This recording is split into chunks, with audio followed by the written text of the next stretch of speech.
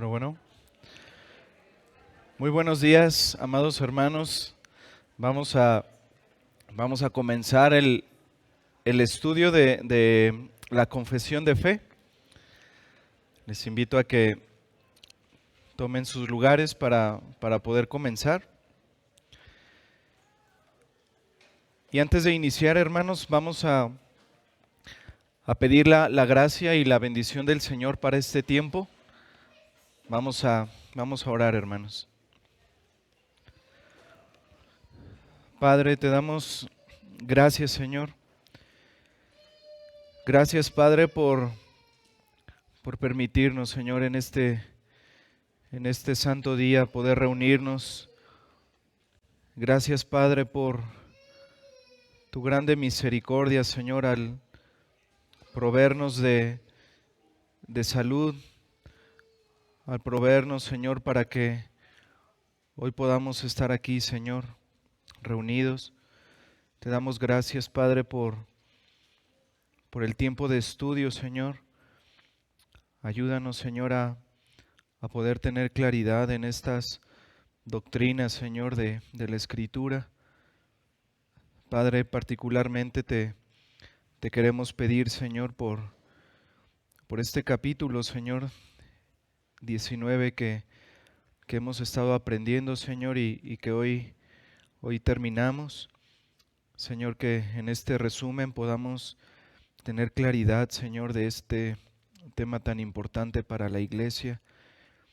Padre, ayúdanos en este tiempo, Señor, a ver con claridad, Señor, este tema de la ley, que podamos, Señor, como vemos en los salmistas, que podamos tener esa claridad, Señor, para externar nuestro amor, nuestro deleite, nuestro agradecimiento, Señor, por tu ley. Padre, ponemos delante de ti este estudio, Señor. Te pedimos que lo bendigas, que lo uses, Señor, para bien de tu iglesia, Señor, para santificarnos, para unirnos, Señor, en estas verdades como iglesia. Y Padre, aún te pedimos que uses tu palabra, Señor, en este estudio para traer salvación a aquellos que no la tienen. Padre, gracias te damos, Señor. Te pedimos esto en Cristo Jesús. Amén. Muy bien, hermanos, pues hoy terminamos este capítulo 19 de la ley de Dios. Hace unas semanas, cuando iniciamos este capítulo, yo les decía que este tema de la ley de Dios, tiene una relevancia práctica muy importante para la iglesia. Y esto es, hermanos, porque a lo largo de la historia ha habido malos usos, ha habido malas interpretaciones acerca de este tema de la ley de Dios. Algunos piensan, por ejemplo, que ya no debemos hablar ni de la ley ni de los mandamientos, porque ya no estamos bajo la ley, sino bajo la gracia. Esos son argumentos que utilizan los antinomianos. Decíamos en aquella ocasión que el antinomianismo, que significa anti-nomos, anti-ley, son aquellos que piensan que la ley ya no tiene importancia, que ya no tiene relevancia en la vida del creyente. Y ese es un grave peligro, hermanos, que aún vemos en nuestros días. Iglesias que creen eso y que entonces dan oportunidad al libertinaje. Los antinomianos dicen que no tenemos obligación de obedecer la ley moral de Dios porque Jesús nos liberó de la ley. Ellos insisten en que en la gracia de Dios ya estamos libres de la maldición de la ley, pero también de la obligación a obedecerla. Así que, hermanos, este capítulo 19 nos da claridad acerca de este tema de la ley de Dios. Por eso es tan importante, Por eso al inicio, cuando empezamos el capítulo, también les decía, hermanos, vamos a tener paciencia para que una vez estudiado todo el capítulo, ya podamos tener esa claridad acerca de este asunto. El otro extremo que hay es el legalismo, es lo contrario al antinomianismo. Son los extremos peligrosos en los que una iglesia puede caer en relación a este tema de la ley de Dios. El legalismo se puede definir como esos intentos de añadir algo a la obra perfecta y consumada de nuestro Señor Jesucristo. Y vemos esto en muchos grupos también, muchos grupos judaizantes, mesiánicos y otro tipo de grupos que toman obligaciones o más bien toman mandamientos de la ley ceremonial, los toman todavía, los consideran como vinculantes a los creyentes en el nuevo pacto. Hay grupos también que toman los mandatos de la ley civil o judicial para establecerlos y para hacerlos vinculantes a la iglesia. Entonces, esos son los peligros, hermanos, en los que se puede caer, pero gracias a Dios, hermanos, que este capítulo 19 nos ayuda a tener un correcto entendimiento de la ley en la vida del creyente. Y algo que vimos, hermanos, en primer lugar, fue lo que se conoce como la triple división de la ley de Dios. El saber identificar la ley moral,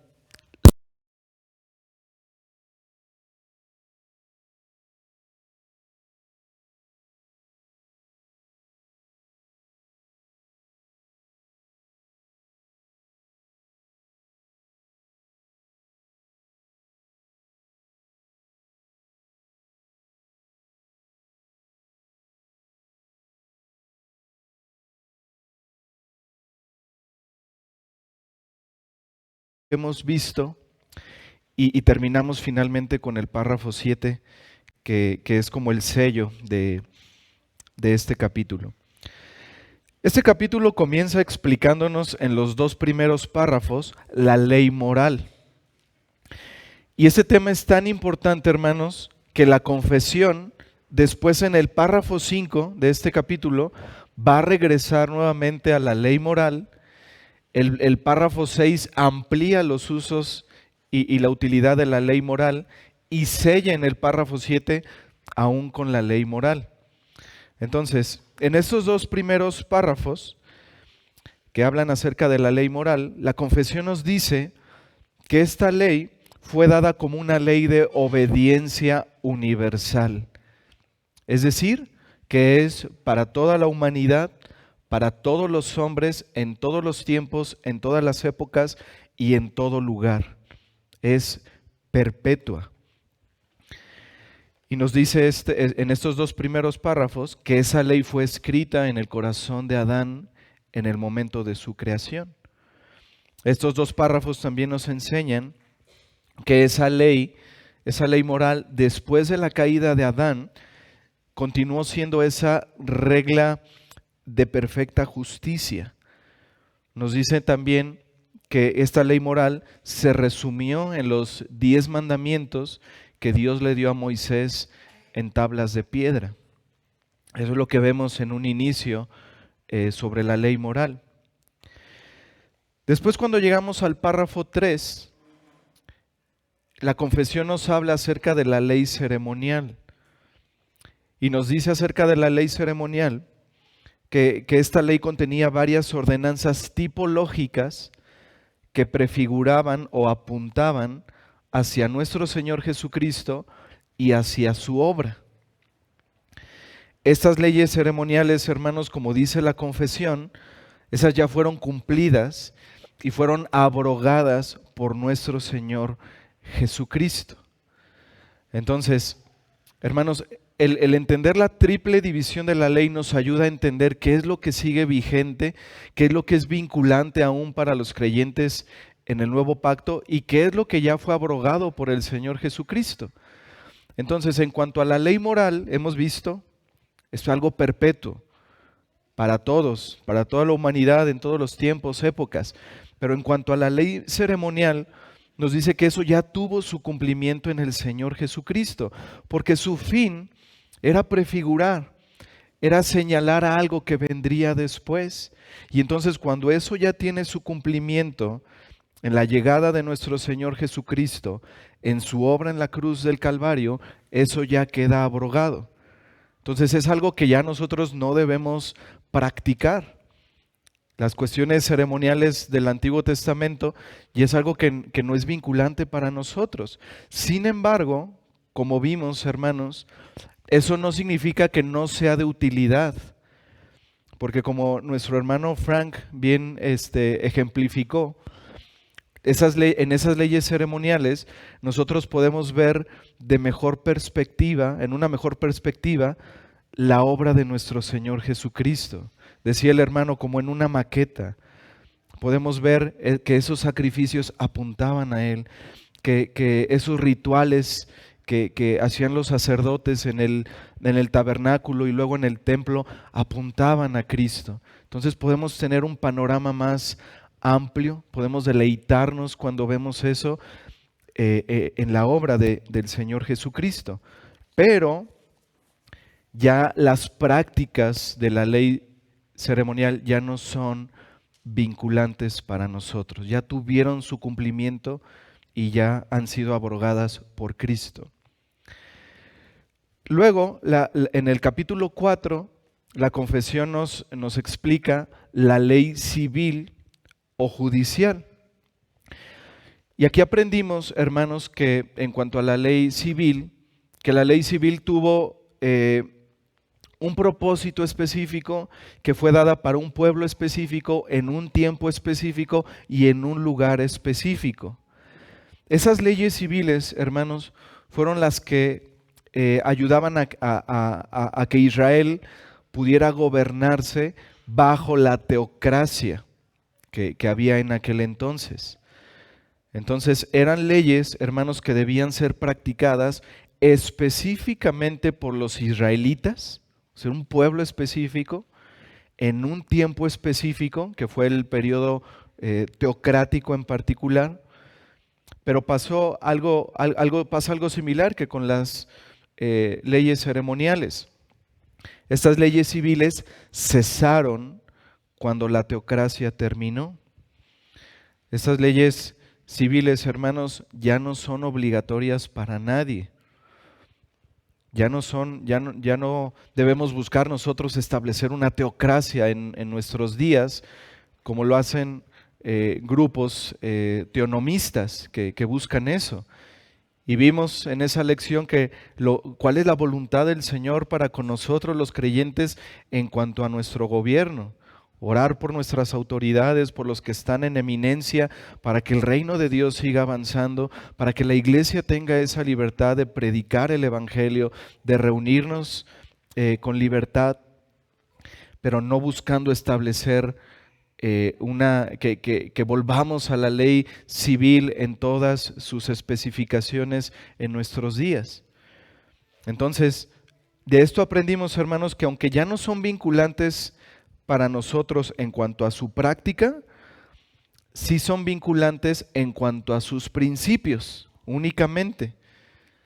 Y vimos el ejemplo de cómo el apóstol Pablo toma una ley civil del antiguo pacto en cuanto a la crianza de los animales, y ahora en el nuevo pacto utiliza los principios para poder decir, así como antes en el antiguo pacto se veía que era necesario no poner bozal al buey que trilla, ahora lo aplica a la iglesia y dice, y habla esto en cuanto al sustento de los ancianos, ¿no? Diciendo el obrero es digno de su salario. Entonces solo, hermanos, la ley civil o judicial es vinculante para nosotros solo en cuanto a sus principios, no en cuanto a sus regulaciones específicas.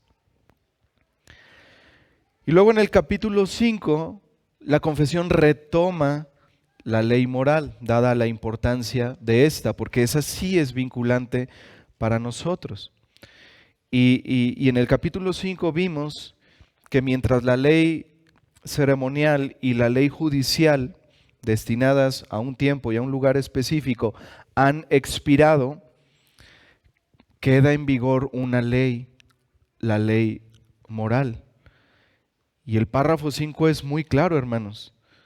Es muy contundente al decir que es perpetua en su obligación. Y esto es, hermanos, porque obliga para siempre a todos. Y dice en ese párrafo 5, a los que han sido justificados por la fe, es decir, a los creyentes, como a los demás, a los incrédulos. Esto es para todos. Todos están obligados a obedecerla. Y este párrafo, hermanos, específicamente refuta al antinomianismo, que sostienen, como decíamos al principio, que los creyentes bajo la gracia ya no estamos obligados a la obediencia de la ley moral. Este párrafo aplasta ese entendimiento. Y luego llegamos al párrafo 6, que es el párrafo más largo, y aquí es donde nos damos cuenta, hermanos, qué importante era este tema en esos días donde fue redactada la confesión, y vemos que había ya estos grupos antinomianos. Entonces, por eso la confesión hace tanto énfasis, y en el párrafo 6 vemos con claridad esto. El párrafo 6, hermanos, nos ayudó a responder a las preguntas: ¿cuál es la utilidad de la ley moral para nosotros, para los creyentes en el nuevo pacto? ¿Cómo podemos beneficiarnos nosotros de la ley moral?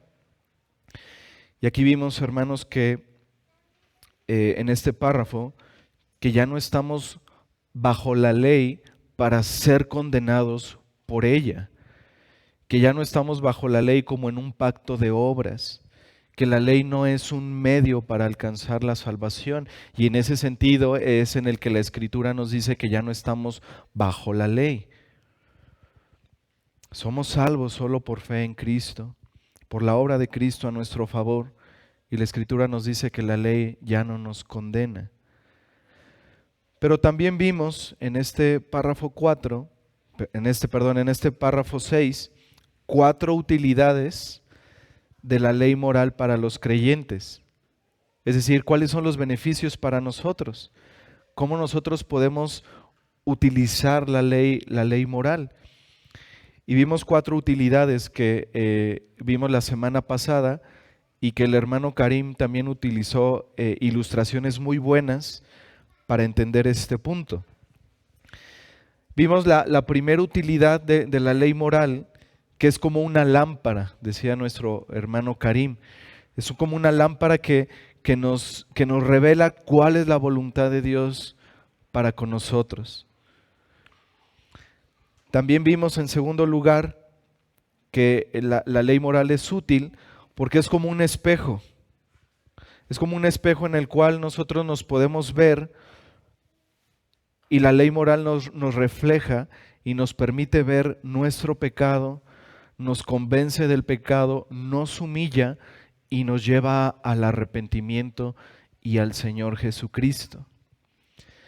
La tercera utilidad, decía el hermano Karim, que la ley moral es como un señalamiento vial, como un señalamiento que siempre nos va a dirigir al Señor Jesucristo, para buscar su perdón como nuestro abogado, pero también para mirarlo a Él como aquel que cumplió perfectamente lo que nosotros no podemos cumplir en perfección. Cómo el Señor Jesucristo guardó perfectamente la ley y cómo eso nos sirve de ejemplo para nosotros. Y la cuarta utilidad que vimos es que la ley moral es como una barrera, que nos restringe de nuestro pecado. ¿Cómo nos restringe? Al ver las prohibiciones de la ley. Nos restringe también cuando meditamos en lo que merecían nuestros pecados si no fuera por la gracia de Dios en Cristo. También nos restringe al pensar en las consecuencias. las consecuencias que trae nuestro pecado, las aflicciones, el daño a nuestra familia, el daño a la iglesia, el que trae la disciplina del Señor. Y sobre todo, hermanos, nos restringe al pensar que cada vez que nosotros pecamos, ofendemos al Señor. Y también nos restringe, hermanos, de una manera positiva, en el sentido de entender que la obediencia siempre va a ser del agrado y va a traer bendición a nuestras vidas. Y llegamos al párrafo 7, hermanos, el último párrafo de este capítulo, y vamos a dar lectura a este párrafo 7. Dice la confesión: tampoco los usos de la ley mencionados anteriormente son contrarios a la gracia del Evangelio, sino que obedecen a esta dulcemente, el Espíritu de Cristo subyugando y capacitando la voluntad del hombre para que haga libre y alegremente lo que la voluntad de Dios revelada en la ley requiere que se haga. En este párrafo 7, hermanos, aprendemos dos cosas sencillas. Primero nos dice que los usos de la ley y la gracia del Evangelio no son contrarios, sino que se complementan dulcemente. Y en segundo lugar, aprendemos, hermanos, que cuando el Espíritu Santo nos transforma, cuando el Espíritu Santo nos transforma en la regeneración, lo que hace es someter nuestras voluntades a la voluntad de Dios que está señalada, que está revelada en su ley. Así que este párrafo es de ánimo, hermanos, al saber que el Espíritu Santo es el que nos capacita para nosotros poder obedecer la ley. Si se dan cuenta, hermanos, la confesión nos ha ido llevando a decirnos, es perpetua, es vinculante para nosotros, para todos los tiempos. Y al final termina, hermanos, diciéndonos, pero no es en nuestras fuerzas, es el Espíritu Santo el que ha transformado nuestro corazón, el que ha puesto, como vamos a ver un poquito más adelante, ha puesto en ese corazón regenerado su ley, así como fue en el Edén. Ahora el Señor lo pone su ley, pero en un corazón regenerado que ama a Dios, que busca hacer su voluntad, que quiere someterse a los mandamientos, que quiere obedecer. Así que esto nos provee de mucho aliento, hermanos, al saber que estamos capacitados para obedecer la ley, saber que Dios ha obrado en nosotros para hacerlo. Hermanos, Dios no nos va a pedir nunca nada a los creyentes que no estemos capacitados para hacerlo. El Señor nos ha capacitado. Y esa era la promesa, hermanos, del nuevo pacto. Las promesas del nuevo pacto apuntaban a eso, al Señor dándonos un nuevo corazón, poniendo su ley en su corazón para que nosotros pudiéramos andar en sus caminos. Miren Ezequiel capítulo 36.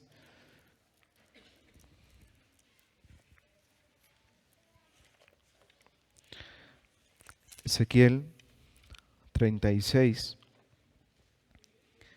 versículo 27. Esta es la promesa del nuevo pacto. Y dice el Señor, Ezequiel 36, 27, y pondré dentro de vosotros mi espíritu, y haré que andéis en mis estatutos, y guardéis mis preceptos, y los pongáis por obra. Y luego vamos a Jeremías, por favor, hermanos, Jeremías, ahí atrás de Ezequiel, Jeremías capítulo 31, versículo 33. Jeremías 31, versículo 33. Pero este es el pacto que haré con la casa de Israel después de aquellos días, dice Jehová. Daré mi ley en su mente y la escribiré en su corazón, y yo seré a ellos por Dios, y ellos me serán por pueblo. Así que, hermanos, la obediencia a la ley de Dios no proviene de nuestra fuerza, sino a través de la gracia y de la obra del Espíritu Santo que ahora mora en nosotros. Este párrafo básicamente, hermanos, reafirma lo que significa estar bajo la gracia y aún así tener la obligación de obedecer. Estamos bajo la gracia, ya la ley no nos condena, pero la ley moral es perpetua y debemos obedecerla. Y Dios nos ha capacitado para poder hacerlo. La ley, hermanos, revela, cuando la vemos, la ley revela la necesidad de un Salvador. Y el Evangelio nos presenta a ese gran Salvador en Cristo. Así que no son contrarias, como explica el párrafo 7, sino que están en armonía dulcemente, dice la confesión. Todos necesitamos la ley y el Evangelio, creyentes y no creyentes. Es necesario que se predique constantemente la ley, el Evangelio. Predicamos la ley para exponer el pecado. Predicamos la ley para declarar la justicia perfecta de Dios.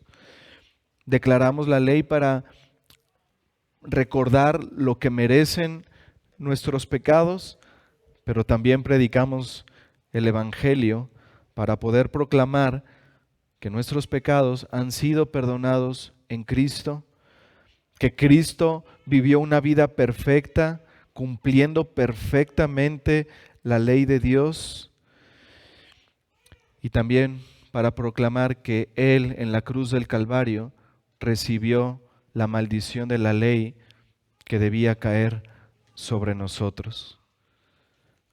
Así que la ley y el Evangelio están en armonía. Porque algunos dicen que son contrarios, porque los ven como medios para la justificación. Entonces, si alguien los ve de esa manera, pues entonces podrán decir son contrarios, porque la ley, dirían algunos, con ese mal entendimiento, sirve para salvar, pero también el Evangelio, entonces son contrarios, son dos. Pero como hemos visto, hermanos, y enfatizado, la ley es la que nos lleva a Cristo. La ley fue dada, hermanos, para como esa nodriza, como ese maestro que nos guía hacia el Señor Jesucristo. Porque, como declara la Escritura, nadie puede ser justificado por las obras de la ley, solo por la fe en la obra de nuestro Señor Jesucristo. Amigo que estás sin Cristo, amigo, la ley puede llevarte a Cristo. Cuando tú te examinas y ves la ley como ese espejo, puedes ver que no has cumplido los mandamientos del Señor. Podrás ver que has transgredido su santa ley, que no le has honrado a Él como a Dios, que no has honrado a tus padres como deberías, que has mentido, que has robado, que una sola mentira te condena eternamente. Una sola mentira te lleva al infierno. La ley te muestra, querido amigo, la necesidad que tienes de un Salvador. Dice la Escritura que Cristo nos redimió de la maldición de la ley, hecho por nosotros maldición. Dado que nosotros hemos quebrantado la ley, merecemos recibir la maldición de la ley, la condenación eterna de Dios en el infierno. Pero el Evangelio nos dice, querido amigo, que Cristo llevó la maldición de la ley en nuestro lugar y que ahora por gracia podemos ser justificados delante de Dios. El hombre que confía en Cristo y se arrepiente de sus pecados es perdonado de todos ellos, es recibido por el Señor, es declarado justo. Somos vistos, aquellos que hemos confiado en Cristo, como si nosotros hubiésemos vivido la vida perfecta de obediencia de Cristo a la ley. Somos declarados justos, inocentes de esa culpabilidad, de esos cargos. Y Dios ahora nos trata como a hijos. Así que, querido amigo, arrepiéntete de tus pecados y confía en el Señor Jesucristo. Cree en Él para que no seas condenado. Dios envió a su Hijo al mundo para que todo aquel que en Él cree no se pierda, mas tenga vida eterna. Y hermanos, después de que nosotros, por la gracia de Dios, podemos conocerle, ahora podemos mirar la ley y podemos, como decían los salmistas, deleitarnos en ella. Oh, cuán deleitosa es tu ley, cuánto amo tu ley. ¿Por qué, hermanos? Porque la ley nos muestra la voluntad del Señor, nos muestra nuestro deber, lo que Dios demanda de nosotros.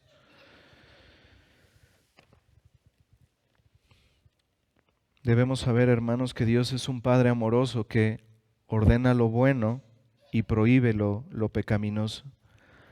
Y cobremos ánimo, hermanos, porque como hemos visto, cuando nosotros obedecemos sus mandamientos, cuando nosotros nos sometemos a ellos, debemos de reconocer, hermanos, y de recordar que es Dios el que nos ha dado la capacidad en Cristo para obedecer, que es el Señor el que ha puesto en nosotros la voluntad de andar conforme a sus mandamientos. Y esto es de gran ánimo, hermanos, que Él es el que produce en nosotros el querer como el hacer.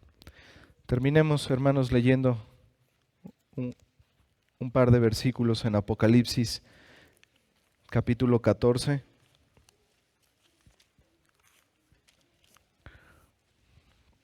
Apocalipsis 14, versículos 12 y 13.